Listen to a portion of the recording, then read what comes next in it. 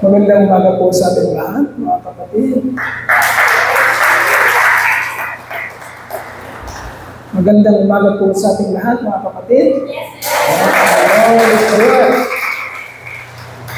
Hallelujah. Mapalan po tayo, mga kapatid, kung natatagpuan natin sa ating mga puso na ang dalisay, matinyas na makatotohanan, pagpapasalamat at pagbabalhati, pagpupuri, pagsamba sa Panginoon. Hindi po lahat ng tao mayroon gano'n. Mapalad ka kung nakikita mo yun sa iyong sarili. Mapalad ka kung nararanasan mo yung tunay na pagpupuri, pagsamba, pagpapasalamat sa Kanya. Ang church po, mga kapatid, ang iglesia ay isang channel ng Diyos o ng ating Panginoon para i-display niya ang kanyang kaluwalhatian. Para ipakita niya kung sino siya sa pamamagitan po ng church. Kasi sa labas, yung mga anak lang ng Diyos, yung mga hiliran lang niya, ang nakakaunawa what's going on, anong mga nangyayari. At nadadala nila ito, nadadivert nila ito sa glory ng Lord. Pero sa church po, mga kapatid, naandito yung tuwiran at klarado, yung klarong pangungusap ng Panginoon. The very words of God are spoken, sinasabi, sa church, sa iglesia. Kaya napakapalad po, mga kapatid, ng mga taong tunay na naliliwanagan, nakakaunawa kapag i-deliver ng Diyos ang kanyang mga salita. But, tandaan po natin, nasa church din po, sapagkat dito sinasalita ang salita ng Diyos o ang mga pangungusap ng Diyos. Nandito rin po sa church ang paraan ng Diyos kung paano niya pinapatigas ang puso. Okay? Baka akala natin sa church, pagpasok mo, antimano, lalambot ang puso mo, antimano, magiging masaya ka sa Panginoon at susunod ka sa Kanya. Well, pwede pong mangyari yun kung talagang nakatuon ka, kung talagang ang buong puso mo ay nakapokus sa Kanya, talagang lalambot ang puso ng tao. But if you are always hearing the Word, always hearing the truth, but then, ito po yung pag-aaralan natin ngayon kagaya ng nangyari kay Pharaoh sa mga Egyptian. Nakikita nila ang display ng kapangyarihan. Narinig nila ang pangungusap ng Diyos sa pamamagitan ni Moses. Pero may tatlong bagay na makikita natin sa buhay ni Pharaoh na naging component o dahilan ng pagtigas ng kanyang puso. Kaya ang pag-aaralan natin, actually this is a continuation doon po sa pinag-aaralan natin last Sunday. Number 2, number 3, and number 4 point. Tatlong bagay na naging dahilan, makikita natin kay Moses at sa kanyang mga opisyalis, dahilan para tumigas sa kanilang mga puso. While continuously hearing and seeing the display of God's power. Number 1, Pharaoh resisted the very words of God. Pharaoh ignored the very word of God. And then, habang pinipress down siya ng Diyos, ni Yahweh, habang tinuturuan siya ng Diyos, habang pinipressure siya, makikita natin yung parang superficial agreement and obedience from Pharaoh. Superficial. Let us beware, mga kapatid, baka meron tayong gano'n. Habang narinig natin ang salita ng Panginoon, habang may mga nangyayari sa ating buhay, nagkakaroon tayo ng mga shallow o mababaw o superficial, hindi makatotohanan agreement sa kanyang mga salita. Meron din tayong hindi makatotohanan obedience o pagsunod sa kanya. It will not work, mga kapatid. Hindi yung magugustuhan ng Diyos.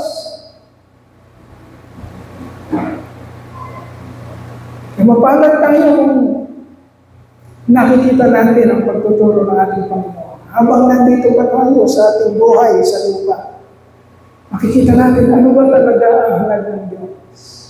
Our God always wants from us yung kabuuan ng ating pagkatao. Yung kabuuan. Kabuuan pakikinig, kabuuan focus, kabuuan paniniwala, kabuuan pagsunod. Our God, ang ating Diyos, hindi siya nagsesettle sa paunti-unti. Tandaan natin. Paano tayo kung narinig natin yun? Hindi mo mawala ng Diyos na bibigyan mo lang siya ng 50, or 60, or 70, or 80, or 90. Our God wants the whole of us. Everything.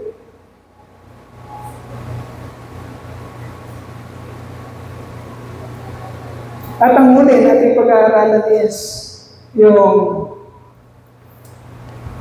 Paul's repentance and Paul's confession. Kunwari, sasabihin na nagkamali, pero hindi babaguhin ang isip at hindi babaguhin ang kanyang pagsalansang sa Panginoon. Meron ba tayo yan? Makikita ba natin sa ating mga buhay yan? Pag-aaralan natin, mga kapatid. So, tutuloy natin kung ano ang ating naiwan last Sunday. We are still in Exodus chapter 10. Nakuha natin ang verse 1 and 2 lamang. Pag-aaralan natin ngayon ang 3 to 20. Okay? Chapter 3 to 20. So we will read Exodus chapter 10, verses 3 to 20. We are still in our message, called to speak and display His power. Part 5. Open your Bible in Exodus chapter 10, verses 3 to 20. We will read. So Moses and Aaron went to Pharaoh and said to him, "This is what the Lord, the God of the Hebrews, says. How long will you refuse to humble yourself before me? Let my people go, so that they may worship me. If you refuse to let them go, I will bring locusts into your country tomorrow. They will cover the face of the ground so that it cannot be seen." Young people, pangilang plagues ang locusts? 8. Young people, importante yan sa atin. Habang mga bata pa kayo, makita nyo na kung paano nangungusap ang Panginoon. Kung paano siya nakikialam sa buhay, kung paano siya nangunguli. Kung nakita natin ang reaksyon ng pinapakailaman at kinukulit na tao, pero still resisting, still ignoring ano ang nangyayari sa mga taong gano'n. Okay? Mga spectacular, tremendous display of God's power, nakikita, pero ini-ignore anong nangyayari sa taong gano'n. young people, plagues, blood, frogs, gnats, flies, livestock, boils, hail, papag-aralan natin yan, locusts, and darkness. Yung locust, yung parang, ano sa Tagalog yung locust? Balang. Balang yung malalaking parang tipaklong na umuubos ng mga palalim. Yun po yung locust o balang. Then mamaya, darkness. Yung pinaka-9th plague na papadala ni Yahweh sa Egypt. Okay. Verse 5, they will cover the face of the ground so that it cannot be seen. Imagine that. Sa dami ng balang, yung buong Egypt, yung laki ng Egypt na yun, sa dami ng balang na ipapadala, ang sabi dito, hindi ito exaggeration hindi nag-i-exaggerate ang Bible. Sabi ng Word of God, yung balang na darating sa Egypt ay i-cover niya ang buong lupain ng Egypt. At hindi mo makakakitaan ng lupa ang Egypt. Ang makikita mo ay balang. Imagine that. Gaano katigas ang puso mo kung nakikita mo na yun, hindi ka pa sumusuko sa Panginoon. They will cover the face of the ground so that it cannot be seen. They will devour what little you have left after the hail, including every tree that is growing in your fields. They will fill your houses and those of all your officials and all the Egyptians, something neither your fathers nor your forefathers have ever seen from the day they settled in this land until now. Ganun katindi yun. Hindi pa nakikita. Hindi pa nakita ng mga ninuno mo na nangyari. Pero pinapangyari ng Panginoon sa panahon ni Pero para ipakita niya kung ano ang kanyang kapangyarihan. Gaano katindi ang kapangyarihan. Okay? Para pagka masaklap nakita mo na, ayaw mo pang maniwala, kapatid, magiging makatarungan ang Diyos na uksain ka. Binigyan ka ng pagkakataon, kinulit ka, ipinaunawa sa iyo, binigyan ka ng panahon, mga bagay na hindi mo ma-imagine, pero pinamalas sa iyo ng Panginoon, but you remain resisting and ignoring, not obeying. Anong naghihintay sa iyo? Makikita natin nang nangyari kay Pero. Something neither your fathers nor your forefathers have ever seen from the day they settled in this land till now. Then Moses turned out and left Pero. Anong pagkatawag ni Moses?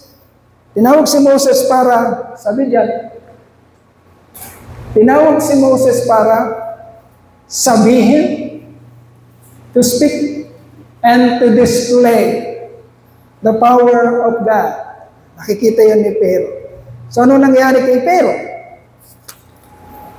Exposition. Number 2, according to verses 3 to 6. Yan yung unang component ng pagtigas ng puso ni Pero. Anong ginawa niya? Defying God's words. Pagsalansan sa malinaw na salita ng Diyos. Okay? So, Pero refused to humble himself. Pero refused to humble himself before God. In spite of God's tremendous display of His power. Pangilan na to mga kapatid? Pangwalo na. Okay? Pangwalong display na ng kapangyarihan ng Diyos. Never have seen, never heard, and never have seen ng kanyang mga ninuno nangyayari sa harapan niya.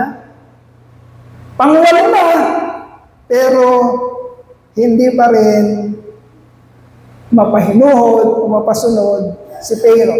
Pharaoh refused to humble himself before God in spite of God's tremendous display of His power. Plagues after plagues. The more awesome the display of God's power, the harder the heart of Pharaoh became. Pati ang pagpapakita ng Lord, patigas naman ang patigas ang puso ni Pharaoh.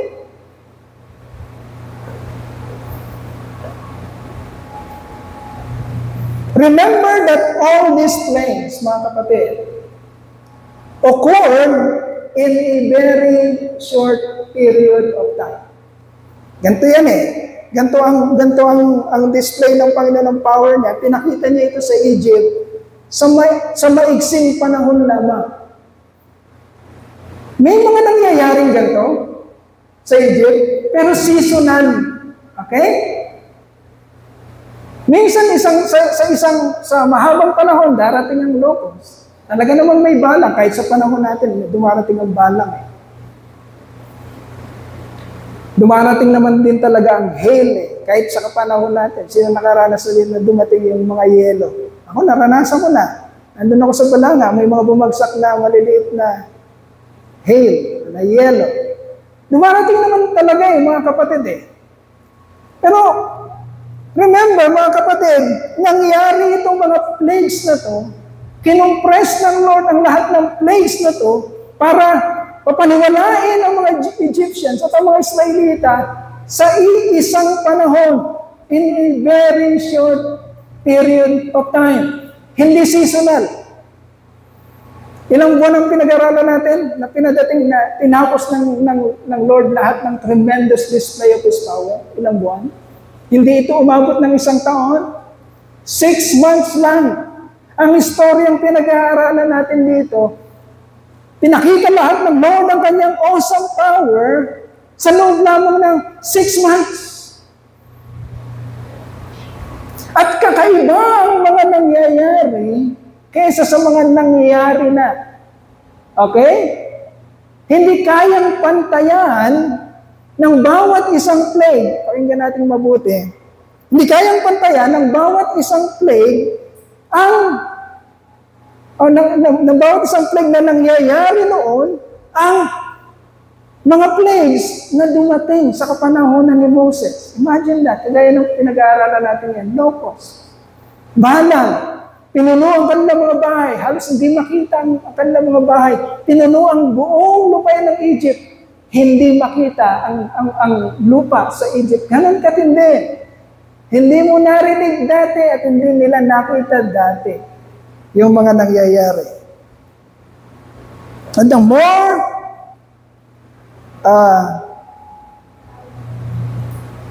yan, 6 months approximately. Never been heard, never have seen occurrences of disasters, plagues in a very short period of time. Okay? Ano yung matututunan natin dito, mga kapatid? Life application number 2. Yan. Anong matututunan natin dito? Never, ever ignore the word or the warnings of God in your life. Wag na wag, mga kapatid. Pastor, bakit nitong mga nakakaraan, Pastor, parang masyadong hard ang ating preaching. Pastor, ba't parang masyadong tayong pinipress down? Wala bang masaya-saya, Pastor, na preaching? Mga kapatid, mapalad tayo. Mapalad tayo.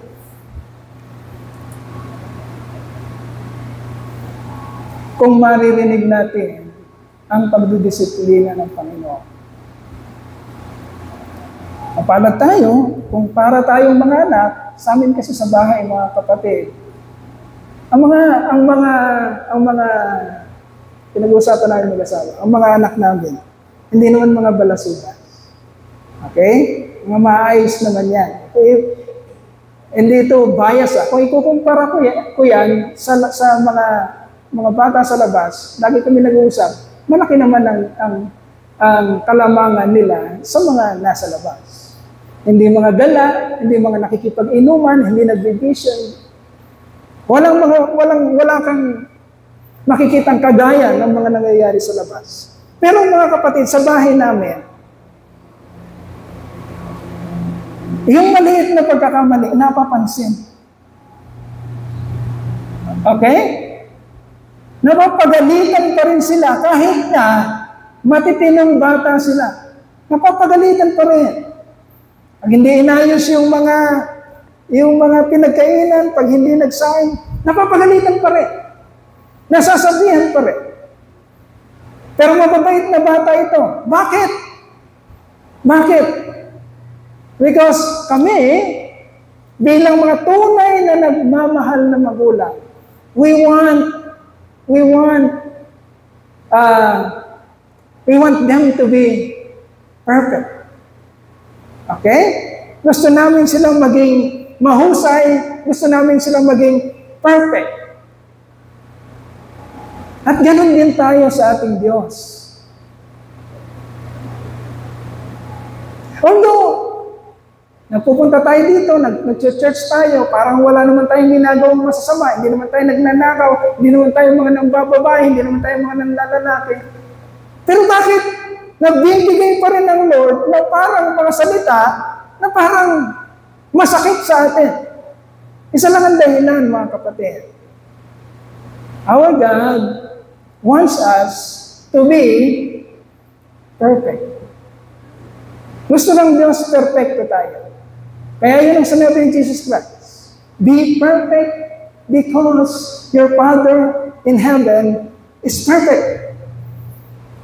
Huwag po tayong masasaktan kapag parang ang mga dumarating sa atin ay parang masakit, na pagsasalita, na parang hard.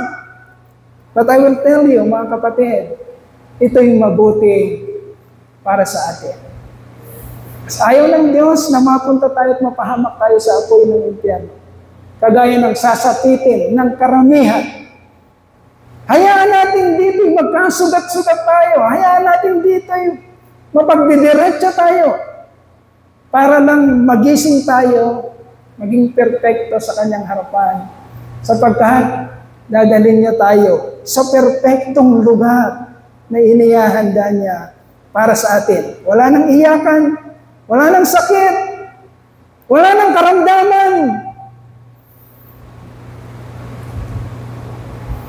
So application, life application. Never ever ignore the word, the warnings of God in your life. Why?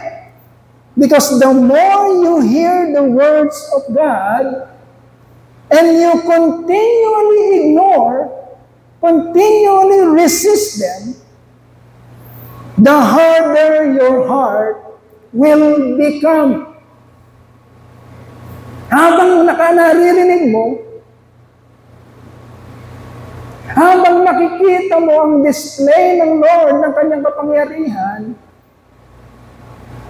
and you continuously ignore that, you continuously resist that, mga kapatid, lalong tumitigas ang iyong kalooban. Beware, my brethren. If you continuously encounter God's display of power and still resist or ignore His will in your life, the harder it will be for your heart to be at peace with God. Kagaya na nangyari kay Pero. Ang ating iisipin, para tayong nanonood na, ganun ba nangyari kay Pero? Ganun pala nangyari kay Pero. Pero hindi natin sinasalamin sa ating puso, sa ating isipan. Teka. Nangyayari ba sa akin ito? Matigas ba ang ulo ko? Marami na ba akong nakikita sa Panginoon? Marami na ba siyang pinakita? Meron ba siyang sinasabi sa akin? Meron ba siyang inuutos na hanggang ngayon hindi ko pa ginagawa? Nag-resist ako, ini-ignore ko siya. pero patuloy siyang nangungulit sa akin. Patuloy siyang nagsasalita. My dear brethren, the more you ignore God, the more you resist Him, kahit patuloy siyang nangungusap sa iyo. Gaya ng kay Pero, ng puso ni Pero, lalong titigas, ng titigas, ng titigas ang puso mo. At di mo na siya maririnig. Okay? Verses 7 to 15. Pharaoh's officials said to him, "How long will this man be a snare to us? Let the people go, so that they may worship the Lord their God. Do you not yet realize that Egypt is ruined?" May mga nagsasalita na kay Pharaoh. May mga nangungusap na sa kanya. May mga nagsasabi na sa kanya, nagpapaya. Parisin mo na sila. Pang-walo na to, oh. Hindi mo nakikita? Na-devastated ng Egypt. Hindi mo ba nakikita na wala lang natitira sa kingdom mo? Pero, king, hindi ba nakikita? Eh, sabi nila, do you not yet realize that Egypt is ruined? Verse 8, then Moses and Aaron brought back to Pharaoh, "Go worship the Lord your God," he said. Yan na naman tayo. Ilang beses na sinabi ni Pharaoh yan, parang naniniwala, parang susunod. Sige na. Go! Go worship the Lord your God, he said. But just who will be going? Sino lang ba ang mga kasama? Anong gusto ng Lord? Anong klaseng pagsunod? Ano bang sinabi ko? Sundin mo ng buong buo.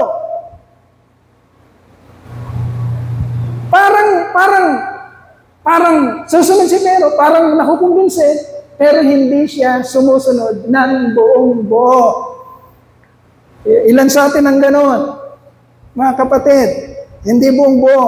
Go worship the Lord your God, he said. But Joshua will be going. Moses answered, "We will go with our young and old, with our sons and daughters, and with our flocks and herds, because we are to celebrate a festival to the Lord."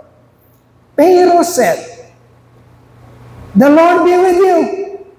If I let you go," di ba, no? Naglalaban-laban yung sinabi, "The Lord be with you. But if I let you go, along with your women and children, clearly you are bent on evil." Confusing ang mga salita, parang susunod, pero lumalaban, hindi rin papayag, pero parang pumapayag. Ano ba talaga, kuya? Ano ba talaga? No, sabi ni Pharaoh. Ito na, dineclare na naman niya yung kanyang resistance. "No, have only the men go and worship the Lord, since that's what you have been asking for." Then Moses and Aaron were driven out of Pharaoh's presence. And the Lord said to Moses, "Stretch out your hand over Egypt, so that locusts will swarm over the land and devour everything growing in the fields, everything left by hail." Yung sinundan kasing plagues nito, yung hail. Na-devastate na yung Egypt sa pamamagitan ng hail. Yung mga natira na crops, everything, livestock, binanata ng locust, ng mga balang. Kaya yung natira ng hail, inubos ng balang dahil sa hindi pakikinig ni Pharaoh. So Moses stretched out his staff over Egypt, and the Lord made an east wind blow across the land all that day and all that night. By morning, the wind had brought the locusts. They invaded all Egypt and settled down in every area of the country in great numbers. Never before had there been such a plague of locusts, nor will there ever be again. They covered all the ground until it was black. They devoured all that was left after the hail, everything growing in the fields and the fruits on the trees. Nothing green remained on tree or plant in all the land of Egypt. Okay? Anong description dito? Hindi yung pinakita kay Pharaoh, mga kapatid, hindi nakita noon before him at hindi na natin makikita ngayon. Okay? Ganon katindi ang pinakita ng Panginoon kay Pharaoh. Isang bagay na hindi na kailanman mangyayari. Especially, pinakita lang sa kanila. Kaya kung huhusgahan sila ng Panginoon, makatarungan ng Panginoon sa kanyang paghusga. Pinakita na sa'yo. Ayaw-ayaw ka pa. Kinukulit ka ng Panginoon, pinapakailaman ng buhay mo. Ayaw-ayaw ka. Resisting, ignoring. Isang araw, 6 months lang to. 6 months lang to. Darating ang katapusan ng pakikipag-deal ng Lord. Nakakatakot yun. Ano ibig sabihin ng mga kapatid? According to verses 7 to 15. Pharaoh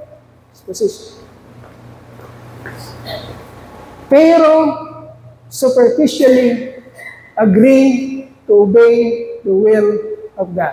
Superficial. Parang sa labas, sige na nga. Pero sa loob, lumalaban. Ayaw ng Lord yan. Baka may ganyan ka, ayaw ng Lord yan. Superficial.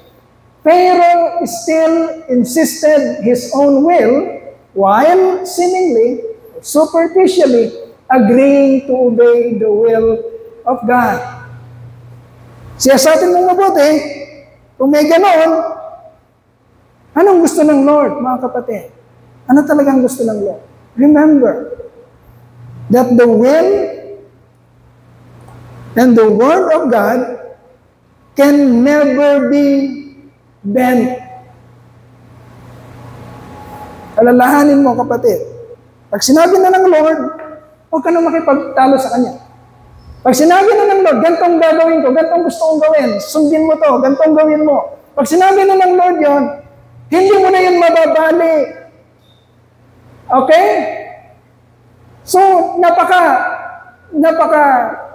foolhardy, mga kapatid, napaka-foolish, na makipagtalo ka sa Kanya at i-insist mo kung anong gusto mo. The Word of God and His will can never be bent. Hindi mo mapapayuko. Diretso yun. Gagawin ng Lord kung anong Kanyang sinabi. What He will, kung ano yung niloob niya, it will come to pass. Pag pinlano niya, nangyayari na yun. Saan mo gusto makita ang sarili mo? Doon sa plano na umuusad ng Lord, umuusad ang plano. Saan mo gusto makita? Yung sarili mo kasama sa plano ng Lord? O yung sarili mo na lumalaban na tinadyakan palabas doon sa plano ng Lord? What He will, it will come to pass. What He already said, He will do. No one and nothing can stop Him from carrying out His plans and His purposes.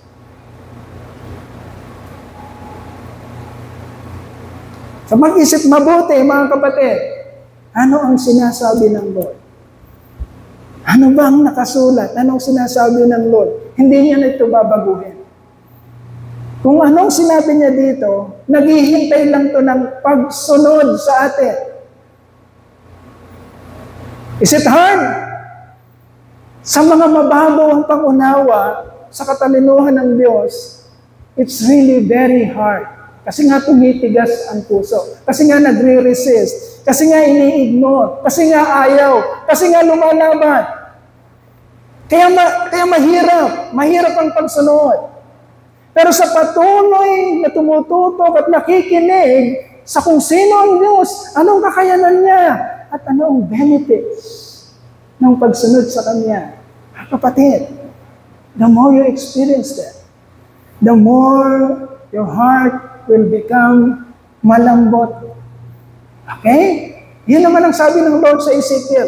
Darating ang araw, papalitan ko ang kanilang mga pusong bato ng pusong naman malambot, kayang pasunurin. Bakit ang tigas ng puso mo? Bakit ayaw mong sumunod? Hindi ba nangyayari sa iyo ang sinabi ng Lord sa Ezekiel? Napapalambutin niya ang puso mo dahil makikilala mo siya at mararanasan mo ang kanyang kabutihang loob. So life application, number 3, life application. Better submit to God's will if you clearly hear His words for your life. Submit. You have no other option. Baka akala natin, mahahatak natin ang Lord, itong gusto ko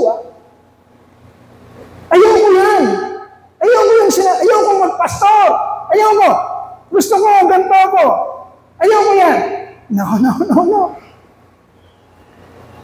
Hindi mo mahahatak ang Lord sa gusto mo. Walang kaligayahan doon. Kahit iniisip mo na magiging maligaya ka, sa takbo ng isip mo, walang kaligayahan. Ang kaligayahan mo ay nandun sa submitting, agreeing, believing, doing, obeying what God has planned, what God has purposed for your life. Kung anong calling mo. Okay? Submit to God's word and be restored to His presence. Or, dalawa lang yan defy or resist His words and be removed out of His way like Pharaoh. Dalawang istorya, kay Moses sa Israelita, kay Pharaoh sa Egyptians. Si Moses, tinawag ng Lord, pumayag, kahit alam natin, nalitong-lito din nung una si Moses, natututunan lang ni Moses na, totoo nga, makapangyarihan niya. Nung unti-unti nang nagpapakita, nagdi-display ng power ng Lord, nang lang tumitindi ang paniniwala ni Moses. Dahil tinawag siya para magsalita, para i-display, makita natin ang nangyari. Si Moses at ang Israelita sumunod at pinagpapala. Si Pharaoh, nung nakita natin, defiance, resistance, ini-ignore. Anong nangyari? Pharaoh was removed out of God's way. Pag sinabi ng Lord, eto ang gagawin ko, pupunta ang Israelita doon sa lugar kung saan ko pinangako sa kanya. Yun ang gagawin ko. At mangyayari yun. Kung hindi papayag, sino man, aalisin ng Lord kung hahadlang sila. Aalisin ng Lord at itatabi para mangyari kung ano ang kanyang ninanais at pinagplanuhan. Okay, so better submit. Young people,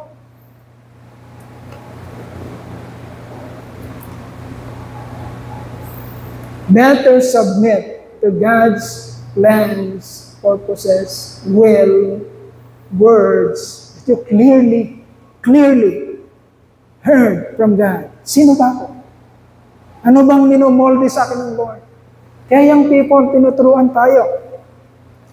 Pinapatayo kayo. Thursday, paisa-isa. Anong pinapatutuon nyo?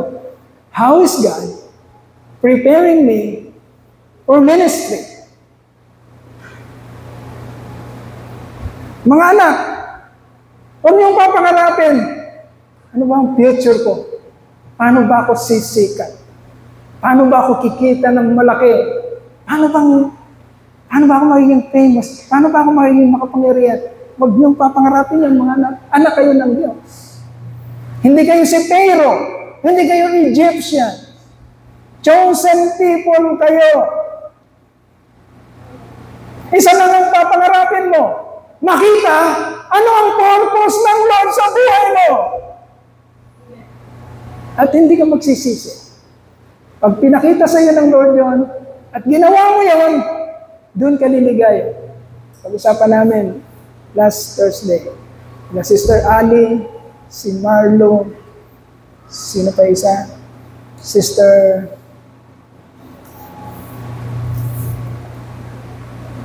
I'm sorry, makakalimutin ng meron pa isa. Si Sister Beth, si Sister Beth. Pag-usapan namin, mga kapatid, ng patungkol doon. Pag nandun ka sa plano ng Diyos sa buhay mo, kapatid, pag nandun ka sa plano ng Diyos sa buhay mo,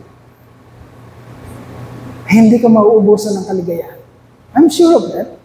I'm very sure of that. Hindi ka mauubusan ng kaligayahan. The more na hinahanap mo yung buhay mo, sa sarili mong kaparaanan, sa sarili mong gusto, the more na magiging miserable ang buhay. Yan ang katotohanan. Hindi tayo sanlibutan. Mga hinirang tayo ng Diyos. Mga anak tayo ng Diyos. Ngayon kung gusto mong gumaya sa sanlibutan, kung sa isip mo, hindi ka naman hinirang ng Diyos, ay hanapin mo. Mag-enjoy ka na sa mundong ito. Pupulutin ka din naman sa impyerno. Dalas nating naririnig yan sa mga previous talks natin, sa previous messages. Pero kung tinanggap mo sa sarili mo, ako'y hinirang ng Diyos, ako'y pinili niya, ako'y anak niya, kapatid, hanapin mo ang purpose ng Diyos sa buhay mo. Bakit? Nandun ang kaligayahan mo, kapatid. I'm sure of that. Nandun ang kaligayahan mo. Liligaya ka. Hindi ka malulugi sa Diyos. Hindi ka niya lulugihin kailan pa man. Dahil yun ang kanyang pangako. Yan ang pangako ng Panginoon. I have come, sabi ni Jesus. Ginawa ko ang lahat ng ito. Nagpakasakit ako't lahat. Namatay ako sa krus ng Kalbaryo. Ibinubo ko lahat ng dugo ko. Nagayubay ako sa krus. Ipinakita ko ang aking kahugdan. Napahiya ako at lahat.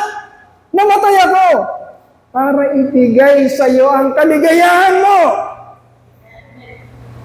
Hanapin mo yun, kapatid. Hanapin mo yun. Sapagkat yun ang dahilan bakit nagpakasakit ang Panginoon. I have come that you might have life and have this life more abundantly. So better submit to God's will. Better submit to His words. If you clearly heard His words for your life. And then, last point, verses 16 to 20. Verses 16 to 20. Pharaoh quickly summoned Moses and Aaron and said, ito na naman si Pharaoh, parang magkukonfess na naman, parang magre-repent na naman siya, dahil nakaranas na naman ng matinding pasakit mula sa Panginoon, matinding disaster. Ito na naman si Aaron, magkukonfess. Pharaoh quickly summoned Moses and Aaron. Nung dinedevastate na ng mga locals, ng mga balang, ang kabuuan ng Egypt, nataranta na naman si Pharaoh. Nanginig na naman, patawag niyo si Moses, patawag niyo si Aaron. Sabihin mo, mabilis na pumunta sa akin.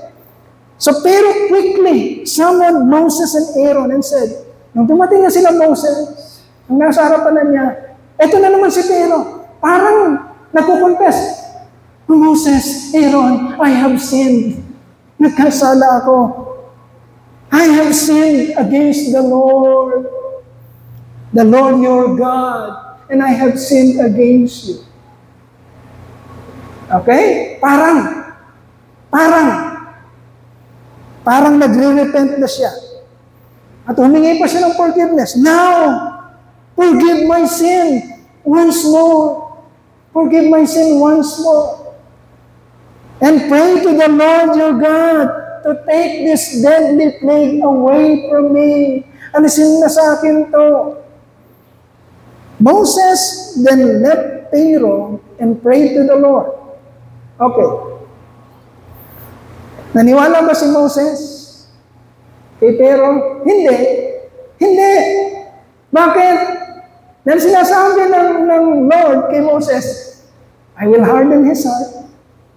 Hindi pa tayo tapos, Moses. I will harden his heart.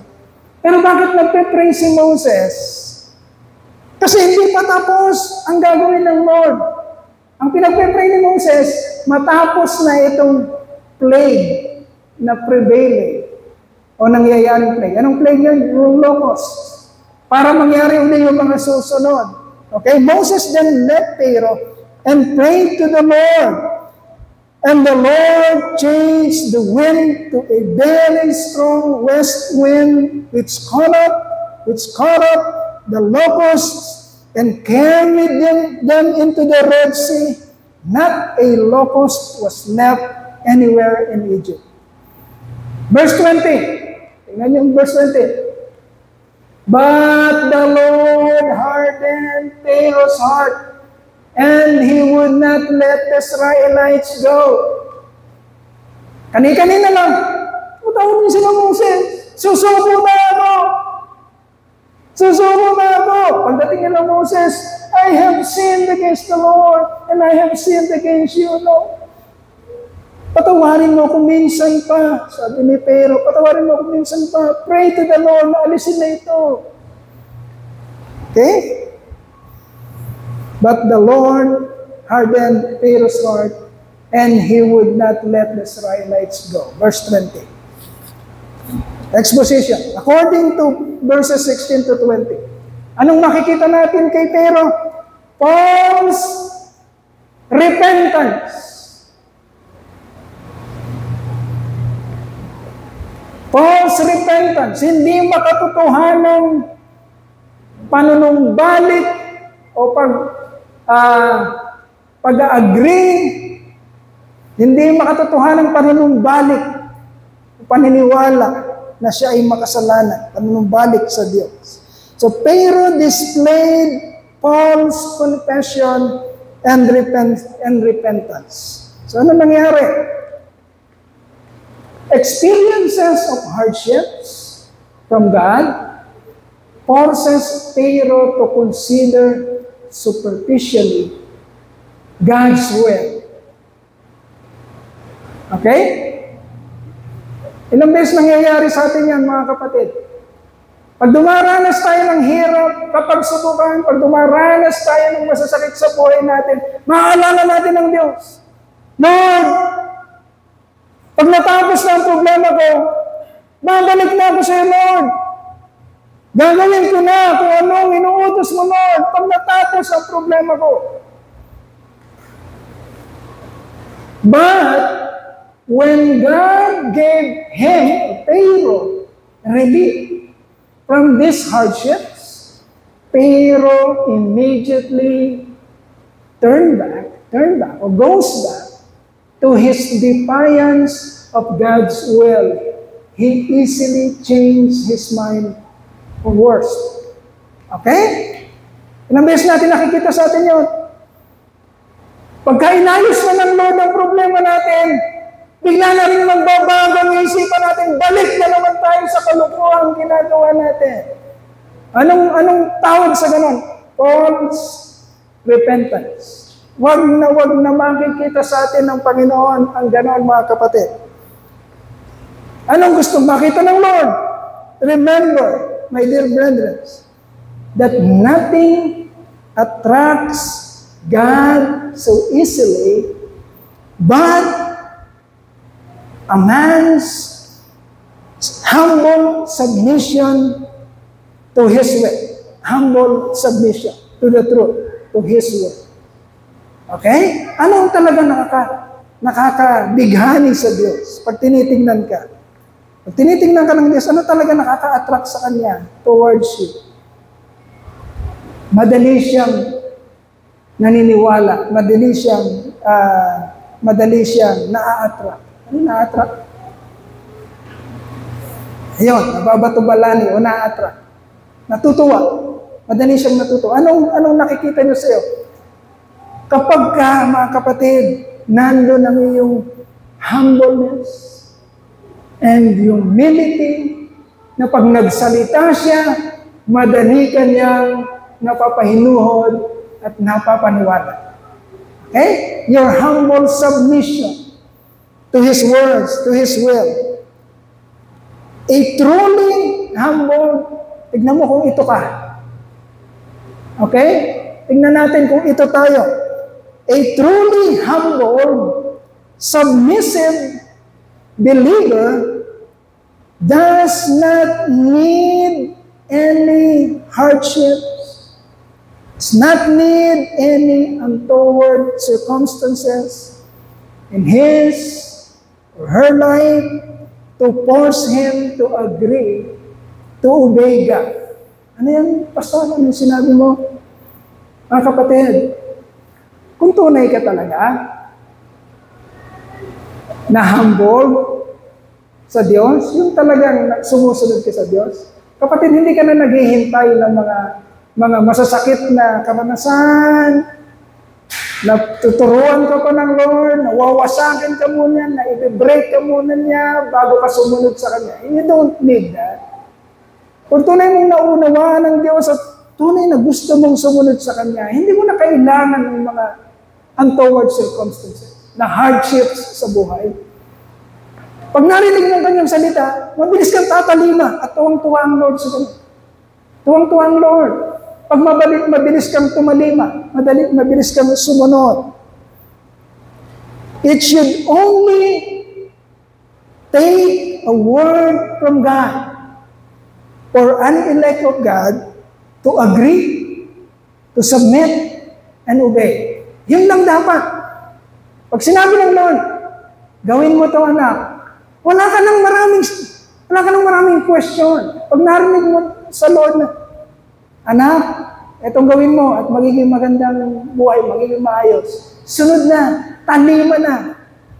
Gawin na agad, mag-agree ka na agad, mag-submit ka na agad. Huwag nang lumaban. Yan ang gusto ng Lord na makita.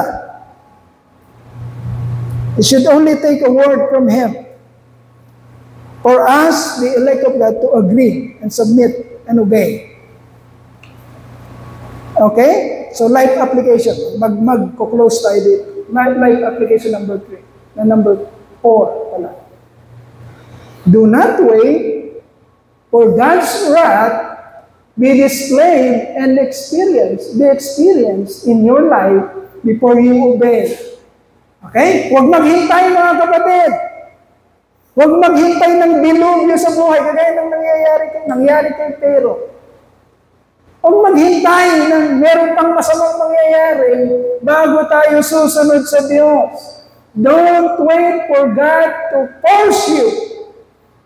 Force your submission by giving you hardships, poverty, disasters, sickness.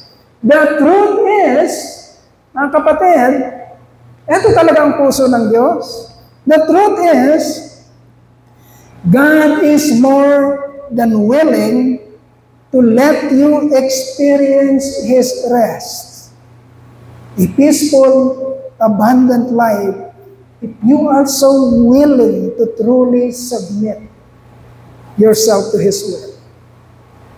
Okay? Ayaw ng Diyos na pagsaktan ka. Walang ganong ama. Tayo nga na, ako nga na ama na makasalanan. Ama na hindi naman all-knowing, ama na pangkaraniwan, ama na temporal. Ako nga na ama na hindi naman Diyos. Ayaw kong nasasaktan ng mga anak ko eh. Hanggat maaaring isisecure ko sila, ibibigay ko sa kanila kung ano yung kailangan nila, yung sa buong kakayanan ko. Yun ako. How much more our God? Hindi niya gustong pasakitan ka. Hindi niya gustong paranasin ka ng kung anumang hardships, kahirapan, disasters. The truth is, God is more than willing to give you His rest, ang kanyang kapahingahan. Pero paano darating sa iyo? Paano mo mararanasan yung kapahingahan na yun? If you are willing, truly willing to submit yourself to His will. Kung susuko ka sa Kanya, kung maniniwala ka sa Kanya, kung mag-a-agree ka sa Kanya, kung susunod ka sa kung ano ang sinasabi niya. This is our take-home verse. Ito talaga ang puso ng Diyos. Our take-home verse. Matthew chapter 11, verse 28-30. Ito talaga ang puso ng Diyos. Ito talaga ang gusto niya mangyari sa buhay mo. Sabi ng Panginoon, come to me, all you who are weary and burdened, and I will give you rest. Take my yoke upon you and learn from me. For I am gentle and humble in heart, and you will find rest for your soul. For my yoke is easy, and my burden is light. Kapatid, meron tayong example. Hindi ito alamat yung binabasa ating istorya, mga nangyari sa panahon ni Pharaoh, sa panahon ng Egypt, mga Israelita, sa panahon ni Moses. Hindi alamat yun Huwag niyo ilalagay sa isip niyo na exaggeration yung alamat yun. No. Ito yung isang katotohanan na inalaw ng Diyos na masulat at makarating sa ating kapanahonan thousands of years ago, nakarating sa ating kapanahonan para sa anong purpose? Para sa ating ikatututo. Mamimili tayo. Gusto ba nating maging kagaya ni Pharaoh? O gusto nating maging kagaya ni Moses na sumunod sa Diyos at naranasan ang kapahingahan ng Lord? Although, alam natin ang istorya, si Moses hindi rin nakapasok doon. At least sa temporal na promise ng Lord sa lutong pangako. But then, yung circumstance na pinag-uusapan natin, nakita natin, na na-enjoy ito ni Moses, ni Aaron, ng mga Israelita. At naging disaster ito sa kalagayan naman ng mga Egyptians. Next time, pag-uusapan natin ang distinction between God's people and the rest of the world. Anong pagkakaiba? Kapag nasa Diyos ka at nandun ka sa paglaban sa Diyos, anong pagkakaiba na? Pag-uusapan natin. Pasalamatan po natin ang Panginoon. Papurihan po natin. Tayo po'y manalangin. Hallelujah. Hallelujah. Hallelujah. O Ama naming dakila, tuloy po kami pupuri at nagpapasalamat aming Ama sapagkat hindi ka tumipigil sa pagpapaalala sa amin. Hindi ka tumipigil na mangulit sa amin at pakialaman ang mga nangyayari sa aming buhay para po sa aming ikabubuti. Ama, salamat po sa buhay ng mga tao na isulat sa banal mong kasulatan. Mga istorya na magtuturo sa amin ano ang pwedeng mangyari sa amin kung kami ay susunod at tatalima. Ano ang pwedeng mangyari sa amin kung kami ay magre-refuse, susuway, magre-resist. Ama, salamat po. Salamat sa patuloy mong pagbibigay ng kalinawan sa amin na kami aani ng tagumpay, aani ng kapahingahan, aani ng biyaya, aani ng magandang buhay kung kami tunay na mag-agree, tunay na tatalima, tunay na susunod sa iyong mga salita, sa iyong mga plano, sa iyong mga panukala para po sa amin. Ama, ito pong iyong iglesia, ang Truth and Light Christian Church. Lord, kaawaan mo po kami. Paunawa mo po sa aming mabuti. Ituro mo po sa aming mabuti, Lord. Sapagkat nais naming maranasan kung ano ang iyong pinangako Nais naming maranasan kung anong yung pinaghirapan para sa amin. Naghirap ka para makaranas kami ng kapahingahan mula sa iyo. Noon, ayaw naming masayang ang iyong paghihirap. Ituro mo po sa amin, paano po namin mararanasan ang pinaghirapan mo para sa amin. Masalamat po. Inatas ka namin, pinagpupurihan. Inatas namin yung sa pangalan ng iyong anak, ang aming Panginoon at tagapagligtas na si Yesu Cristo. Amen, amen, and amen. Ang heard the sign ng Panginoon sa akin, nakakapagtuloy ng sinasabi ng pamilya, wala na kayo, wala na natin, kung ang aking Panginoon,